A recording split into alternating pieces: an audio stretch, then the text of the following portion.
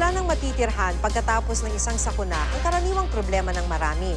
Kaya naman naisip ng isang Pinoy na gumawa ng tirahan na pwedeng tupiin at dalhin sakaling kailangang lumikas. Makibalita tayo kay Mariz Umali.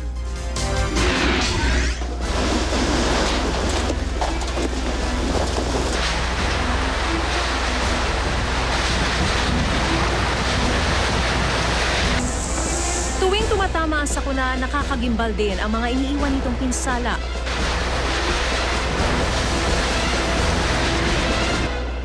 Ibinubunyag kasi ng trahedya ang kahandaan o ang kakulangan ng isang lugar.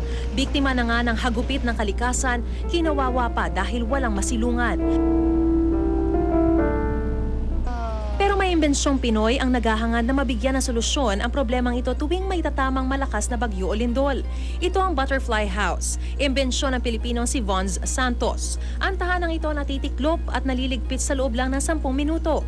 Sa ganitong paraan, maaaring dalhin ng mga residente ang kanilang tahanan sa mga evacuation center tuwing may nakaambang sakuna tulad ng bagyo. Mainam din daw ang Butterfly House bilang tahanan ng mga evacuees dahil agad itong naide-deploy sa mga nasalantang lugar. A month after Yolanda, I looked into a number of projects. We looked at container vans, we looked at pallet houses, and then a number of things started becoming very clear.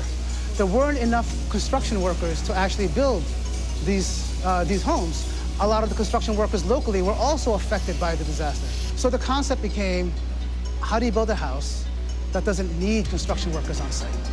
So it's not a prefab house. The Butterfly House is a folding house. It requires very little skill to unfold. Literal na pwedeng isilid ang isang barangay sa loob ng isang container van. Ang isang 18 square meter na Butterfly House kasi natutupi ng halos 5 beses na mas manipis mula sa orihinal na laki. Gawa rin ito sa mga recycled materials tulad ng Tetra Pak at sachet ng shampoo. We have enough space. This whole floor area is already 10 square meters. This is 5, and this is our provision to have a bathroom. I mentioned that this is an 18 square meters house compared to the 12.1 that we have before. This is, we actually addressed the issue of NHA, so from temporary housing to a permanent one. Kaya rin daw nito ang malakas na lindol. Mayroon ng mga komunidad ng Butterfly House sa Tacloban, partikular sa mga barangay na binura sa mapa dahil sa daluyong.